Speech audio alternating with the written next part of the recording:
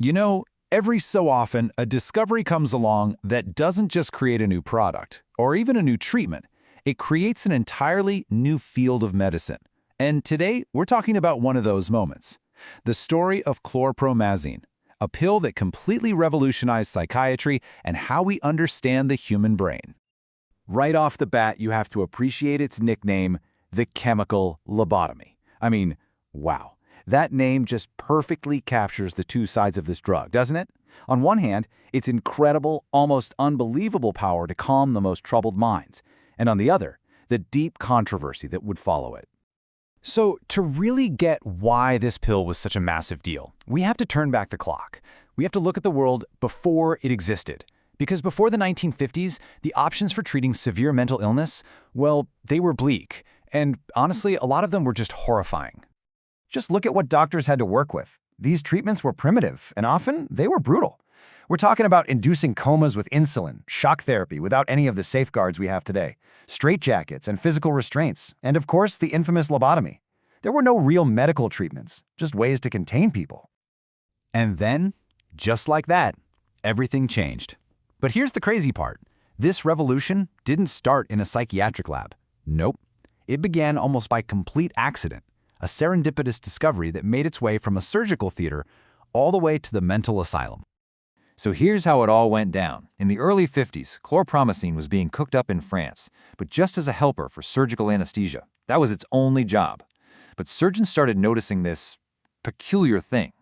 Patients weren't just knocked out, they were in this state of calm indifference, almost detached. And that observation, that was the spark. By 1952, a couple of French psychiatrists decided, hey, let's try this on our psychotic patients. The results were absolutely dramatic.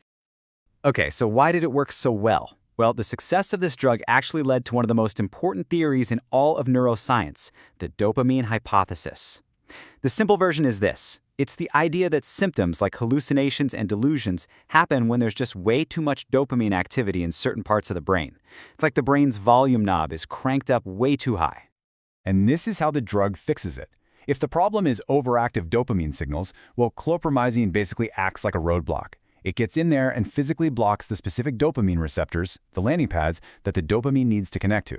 With those receptors blocked, the extra signal can't get through, the overall activity goes down, and those psychotic symptoms start to fade. Pretty ingenious, right? And here's a fun little fact for you. Because this drug was so broad in its effects, it also turned out to be an incredibly powerful anti-nausea medication. And get this, it was one of the best treatments out there for severe, unstoppable hiccups. I'm not kidding. But that wide-ranging impact, it came at a seriously high price. We've seen the miracle, but now we got to look at the dark side. Chlorpromazine is often called a dirty drug. Now that doesn't mean it's bad, it just means it's not precise. It hits a lot of unintended targets all over the brain and the body. So, while the drug is busy blocking dopamine like it's supposed to, it's also hitting receptors for acetylcholine, adrenaline, and histamine. And blocking those systems is what gives you that long list of side effects. Everything from a constantly dry mouth and blurred vision to dizziness, deep sedation, and yeah, significant weight gain. The most troubling side effects, though, were neurological. See, dopamine doesn't just manage psychoses, it's also crucial for controlling movement. So when you block it, you can actually cause symptoms that look just like Parkinson's disease, tremors, rigidity, slowed movement. Or it could cause this horrible inner restlessness called akathisia, or even incredibly painful muscle spasms. And then there's the one that everyone feared the most, the big one, tardive dyskinesia. This is a movement disorder that causes these awful, involuntary movements, usually of the face and tongue. And the most terrifying part, it can be irreversible, permanent, even if you stop taking the drug. Finally, we have to talk about the most acute danger of all, neuroleptic malignant syndrome, or NMS. Now, it's rare, thank goodness, but it is a full-blown, life-threatening medical emergency. We're talking a sudden, soaring fever, muscles that go rigid like a lead pipe. It requires immediate hospitalization. This just underscores how serious the risks of this treatment really were. So, how do we even begin to make sense of this? On one hand, you have a medical miracle that changed the world. On the other, a drug with a terrifying list of side effects. Its legacy isn't simple at all. You could almost call it a flawed monument. And you can really see those two faces side by side. It was a monument, no doubt.